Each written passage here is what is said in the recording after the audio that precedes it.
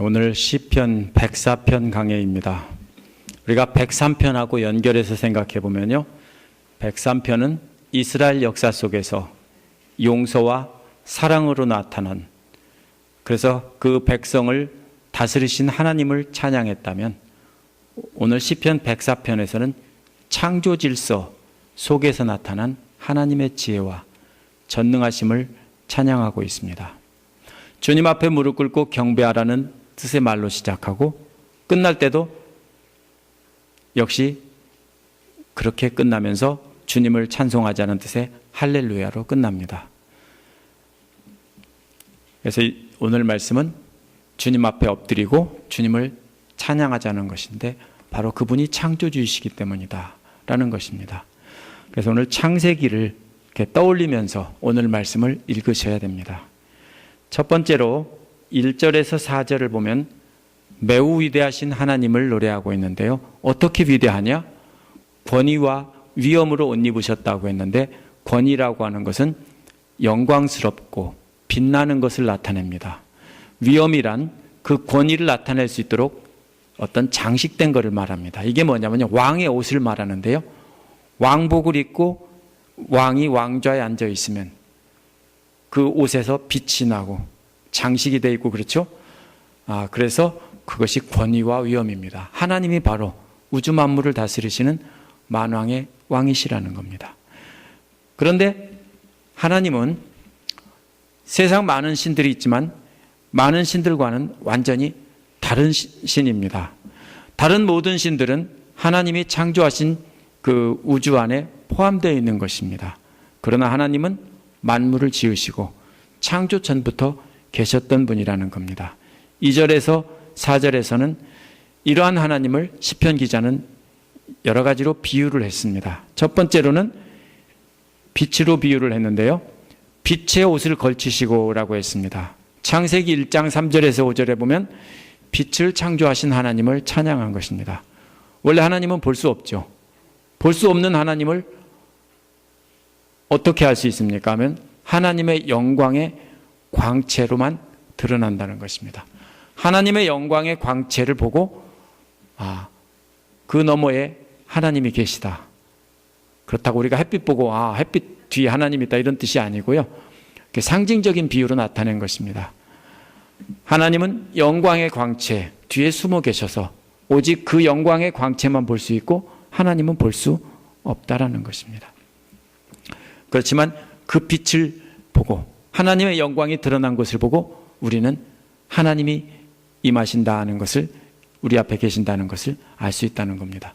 둘째는 하늘을 천막처럼 펼치신 분이라고 했는데요, 둘째 날에 하늘을 창조하셨을 때 그것을 말하는 것입니다. 하늘을 천막처럼, 천막지붕처럼 하나님이 세상에다가 지붕을 펼쳐셨는데 그것이 바로 하늘이다라는 겁니다. 세 번째로는 물 위에 누각의 들보를 놓으신 분이라고 했는데, 이 물은 궁창 위의 물입니다. 궁창 위의 물과 궁창 아래의 물로 나뉘어지라 그랬죠. 궁창 위에 있는 물, 즉 하늘 위에 있는 물을 가리키는 겁니다. 하늘 위에 있는 물, 거기에 하나님의 처소가 하늘 위에 있는 물에 세워져 있다 이런 말입니다. 비슷한 표현이 아모스 9장 6절에 있는데, 궁전을 하늘에 세우시며 했는데, 이 궁전이라는 말과 하늘의 그 누각의 들보라는 말과 같은 말이에요. 아모스는 하늘에다 궁전을 세웠다고 했는데, 이 시편 기록자는 하늘에 있는 물에, 궁창에 있는 물 위에 궁전을 세우셨다라는 말입니다. 이게 전체가, 그 다음에 넷째도 보면 역시 하늘이기 때문에 이것이 하늘이라는 것이 분명합니다. 넷째는 구름을 병거로 삼으셨다 그랬습니다. 구름이 하늘에서 이리저리 떠다닙니다. 근데 구름은 출애굽기에서 하나님의 임재의 상징으로 쓰였습니다. 계시록에서 예수님이 구름 타고 오신다는 표현도 역시 하나님의 임재의 상징입니다. 또 하나님은 바람 날개를 타고 다니신다고 했는데, 이처럼 구름도 바람에도 하나님이 함께 계신다는 것을 찬양한 것입니다. 하나님은 모든 자연 만물에 계시는 분이라는 것을 말한 것입니다. 그래서 자연 만물과 하나님과의 관계를 말하는데, 하나님은 모든 자연 만물 속에 계시며 자연 만물을 다스리는 분이다. 이렇게 노래하고 있는 것입니다. 다섯 번째로 바람을 심부름꾼으로라고 했는데, 심부름꾼이라는 것은 천사라는 말과 같은 말이에요. 그리스어로는 이 말을 앙겔로스하고 영어로는 엔젤 그러죠. 이게 메신저라는 뜻이에요. 그래서 보통 천사로 번역된 말인데요. 그 다음에 여섯째는 번갯불을 시종으로 삼으셨다고 했는데, 시종은 왕의 옆에서 서서 어명을 받드는 신하들을 말하는 거예요. 그렇다면 무슨 말이냐면요, 바람이 하나님의 뜻을 전하고, 그 다음에 천둥은 하나님의 뜻을 행한다는 거예요. 천사는 메신저니까 뜻을 전하는 사람이에요. 바람이 하나님의 뜻을 전하고 천둥이 하나님의 뜻을 행한다는 거예요. 따라서 하나님은 자연현상을 통해서 뜻을 알리시고 행하신다는 거예요. 그럼 지금까지 나오는 여러 가지 비유로 이렇게 자연 만물에 비유하신 것은 하나님께서 그렇게 자연 만물을 통해서 살아 역사하시고, 우리가 자연 만물을 볼 때 하나님이 계신 것을 알 수 있다는 거예요. 그걸 보통 자연계시라고 그래요. 작은 동물 하나 현미경으로 들여다보고 작은 세포 하나 들여다봐도 놀라운 질서가 있는데, 이것이 저절로 생겼다라고 말할 수 없죠. 하나님은 이처럼 모든 자연 만물 속에서 드러나신다는 겁니다. 두 번째로 5절부터 9절은 땅을 나누신 하나님을 노래하고 있습니다. 5절에서는 땅의 기초를 든든히 놓으셔서 흔들리지 않게 하셨다. 마치 땅을 건물 세우듯이 비유를 했습니다. 먼저 땅을 만드셨습니다. 그 다음에 6절에서는 옷으로 몸을 감싸듯 땅을 깊은 물로 덮었다고 했는데, 깊은 곳뿐 아니라 높은 산까지 다 덮인 겁니다. 온 세상이 물로 다 덮였다. 노아의 홍수 때가 생각이 나죠. 이렇게 다 물을 만들어서 땅을 먼저 만들고 그 다음에 물로 다 뒤덮이게 했는데, 그 다음에 하나님이 7절에서 꾸짖으시니까 물이 도망가고 물러나고, 8절에서는 물이 정해진 자리로 갔다고 했어요. 바다로 갔다는 거예요. 이렇게 하나님은 땅을 창조하시고 물을 덮으신 뒤에 물과 땅을 나눠지게 했다는 겁니다. 하나님의 창조 순서와 창조 질서를 말한 것입니다. 땅과 물을 나눠주셨기 때문에 거기에 수많은 생명체들이 존재할 수 있는 것입니다. 물이 없다면 땅은 사막으로 있을 것이고, 물이 나눠져 있지 않다면 땅 위의 생명체들이 살 수 없는 것입니다. 땅과 물을 나눠주셔서 거기에 생명체들을 거하게 하신 그 하나님을 찬양한 것입니다. 앞에서는 자연현상이라면 여기서는 바다와 육지를 나눠서 생명체들이 살 수 있게 해주셨다. 세 번째로 10절부터 13절은 하나님은 생명을 살리는 물을 주셨는데, 물이 땅을 넘지 못하게 하고 원래 있던 자리로 돌아오지 못하게 했다라고 했습니다. 그래서 골짜기마다 샘물이 솟아나게 하시고 산마다, 산 사이마다 흐르게 하셨습니다. 골짜기마다 산에는 반드시 물이 있죠.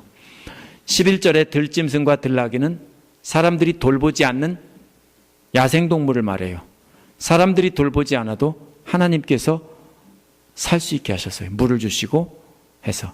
또 하늘의 새들도 하나님께서 주신 샘물을 마신다는 겁니다. 그래서 이 자연의 모든 동물들은 하나님께서 주시는 물을 마시고 산다는 겁니다. 13절에 누각 높은 곳은 역시 하나님께서 거하시는 곳입니다. 거기에서 비를 내려서 땅에 각종 식물이 열매를 맺는다는 거예요. 앞에서 제가 궁창 위의 물이라고 그랬죠. 궁창 위에 있는 물, 하늘에 있는 물들이 내려와서 비를 내려서 땅을 적시고 식물들이 열매를 맺게 한다는 겁니다. 따라서 하나님께서 물을 공급해 주시는, 그래서 모든 식물과 동물들을 돌보시는 분이다. 하나님은 물을 주셔서 생명을 살리는 분이다 하는 것을 노래하고 있습니다. 그 다음에 14절에서 18절은 동물들에게 먹을거리를 주시는 모습이 나옵니다. 하나님께서 산에 물을 공급해 주셔서 각종 풀과 채소와 나무들이 자라게 하시고 각종 동물들과 사람들이 살 수 있게 하셨습니다. 그 첫 번째 먹을 것은 풀과 채소입니다. 풀과 채소의 차이가 뭐예요? 사람이 먹으면 풀이고요. 짐승이 먹으면, 사람이 먹으면 채소고 짐승이 먹으면 풀이에요. 맞죠? 예. 미국 사람들은 한국 사람 보고 풀 먹는다고 하죠. 잔디밭 깎아서 먹는다고 하고. 근데 사람이 먹으면 채소고 동물들이 먹으면 풀이에요. 근데 이 모든 것을 풀과 채소를 하나님께서 물을 통해서 이렇게 주셨어요. 두 번째 먹을 거리가 뭐예요? 열매예요. 앞에서는 잎사귀를 먹었는데 두 번째는 열매들이에요. 나무 열매죠. 포도를 주셔서 마음을 즐겁게 하고 또 얼굴을 윤기나게 하는 기름을 주셨어요. 또 힘을 북돋아주는 먹거리도 주셨어요. 여기서 포도주는 포도나무 열매고 기름은 올리브나무 열매예요. 그러니까 나무에서 나는 열매들을 주셨어요. 세 번째 먹거리는 힘을 돋아주는 먹거리는 곡식을 말해요. 곡식들. 그래서 채소와 열매와 곡식들을 주셔서 사람들과 각종 동물들이 살아갈게 해주셨어요. 그런데 처음에는 풀과 채소를 말했다가 그 뒤에는 동물들의 먹거리는 얘기하지 않고 뭐만 얘기합니까? 사람. 그래서 야생동물에서 이제 초점이 사람으로 바뀌었어요. 하나님이 야생동물도 먹이지만은 하나님은 사람들을 먹이셔서 올리브유도 주시고 포도주도 주시고 곡식도 주시고 이렇게 하셨다는 겁니다. 그래서 동물을 지으신 뒤에 사람을 지으셨죠. 그래서 창세기의 순서에 따라서 이렇게 노래하고 있는 것입니다. 16절에서 17절은 산에 백향목을 주셔서 각종 새들과 사냥과 오소리의 거처가 되게 했다는 거예요. 근데 이 백향목은 이스라엘 북쪽의 레바논 그 산지에 주로 있는 큰 나무입니다. 이 나무로 솔로몬의 성전도 지었는데 하나님이 이제 먹거리를 주실 뿐 아니라 큰 나무를 주셔서 새들과 동물들의 거처를 마련했다는 거예요. 나중에 보면 사람들도 그 나무를 베어다가 집을 지었습니다. 그래서 하나님은 이제는 거할 곳을 주시는 창조의 하나님을 노래하고 있습니다. 그 다음에 19절에서 23절은 때를 알려주시는 하나님이 나옵니다. 이제는 계절과 시간을 알려주신 하나님을 찬양하고 있습니다. 때를 가늠할 수 있도록 달을 지으셨고 달을 통해서 계절을 알 수 있게 했다는 것입니다. 계절은 사계절이라는 것을 말하는 게 아니고 정해진 때라는 뜻인데요. 고대인들은 달을 가지고 달이 차고 기우는 것을 통해서 때를 알았어요. 달을 중심으로. 그래서 절기를 이스라엘의 절기도 다 어떻게 되어 있습니까? 음력으로 되어 있어요. 달을 가지고 되어 있어요. 우리나라 사람들도 동양 사람들도 다 달을 가지고 때를 알았어요. 해는 언제만 사용했냐면 과학기술이 발달하지 않았을 때이기 때문에 때는 관측하기가 어려우니까 때는 뭐로만 썼냐면 해가 뜨고 지고 밤과 낮을 구별하는 것으로만 사용했습니다. 고대인들은. 태양력은 그거는 이제 물론 옛날부터 있었지만 비교적 나중에 이렇게 쓰기 시작한 거고 우리 어른들도 다 음력은 맞는데 양력은 안 맞는다 그런 소리 참 잘합니다. 그죠? 왜? 달 보고 지었으니까. 그래서 바로 그 소리입니다.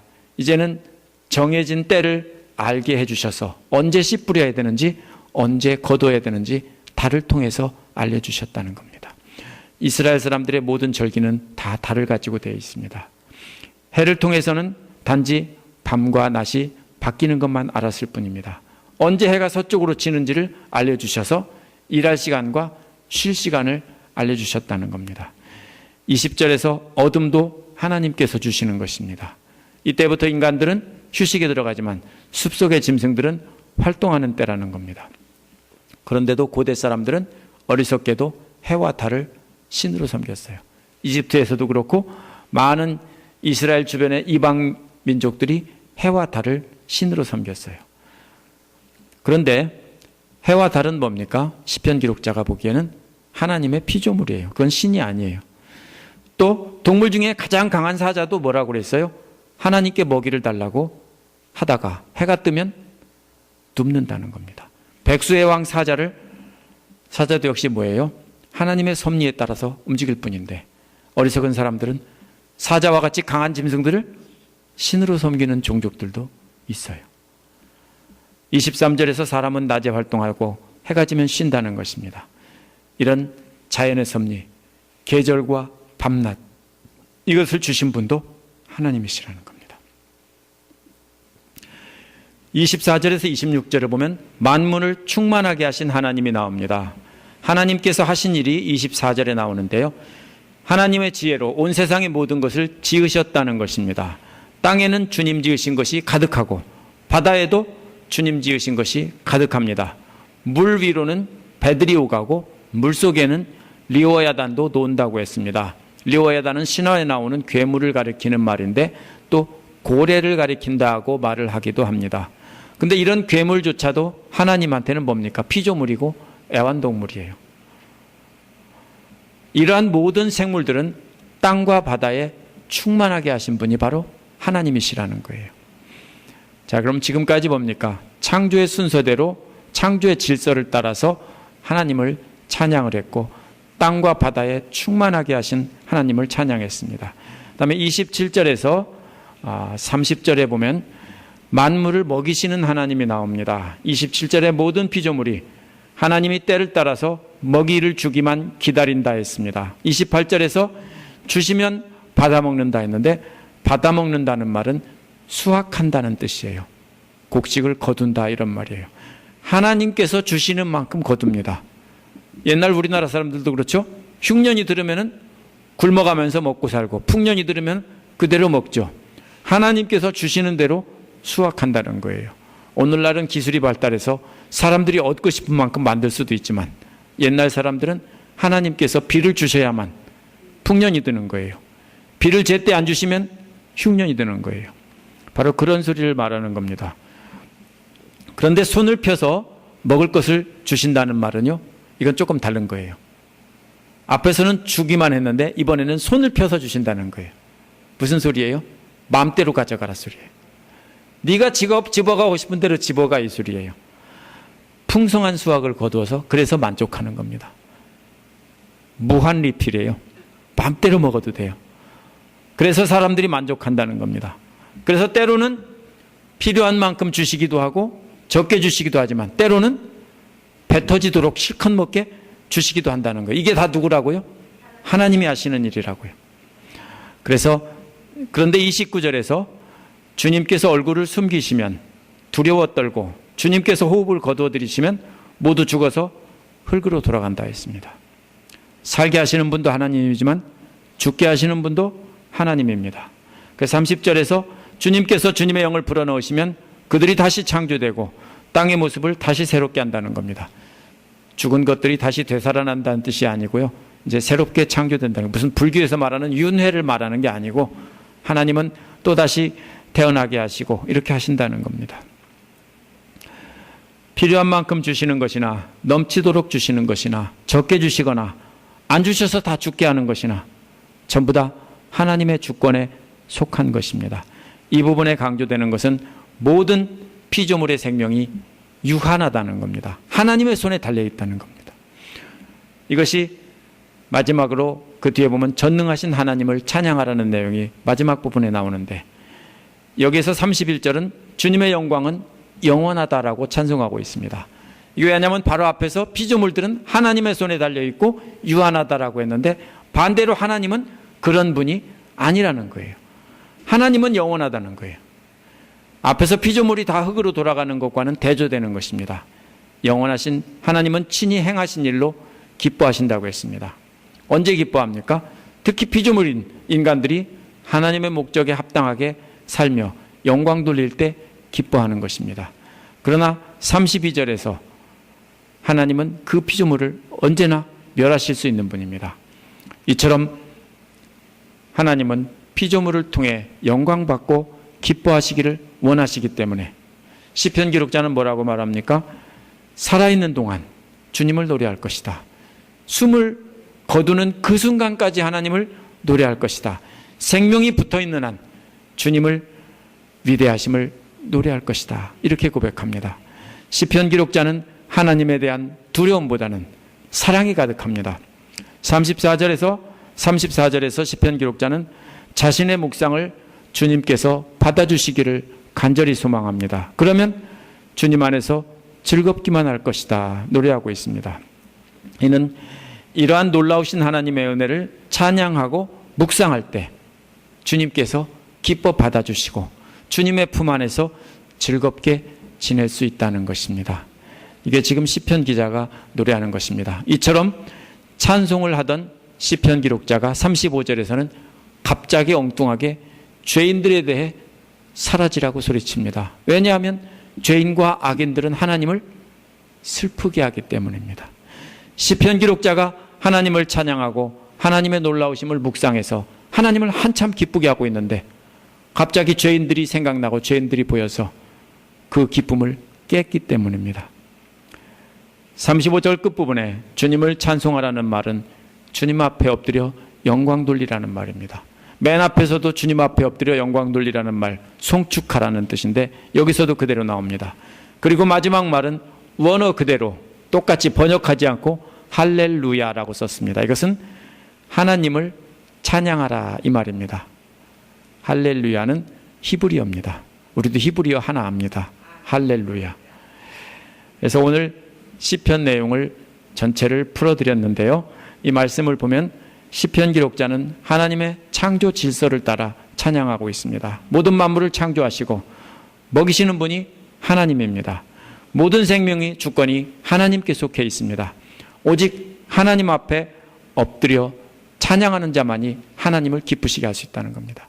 그래서 시작도 하나님 앞에 엎드리라고 했고 끝도 하나님 앞에 엎드리라고 했고 그 중간은 뭐예요? 왜 하나님 앞에 엎드려야 하는지 그 내용을 말하고 있습니다. 하나님이 창조하신 피조물의 앞에 엎드려서 비는 것은 어리석은 일이라는 겁니다.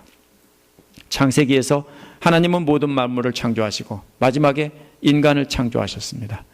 그러나 인간들이 범죄함으로 말미암아 세상이 더럽혀졌고 망가졌습니다. 그래서 하나님이 어떻게 됐어요? 슬퍼하시게 됐어요. 여러분들 애완동물 왜 키워요?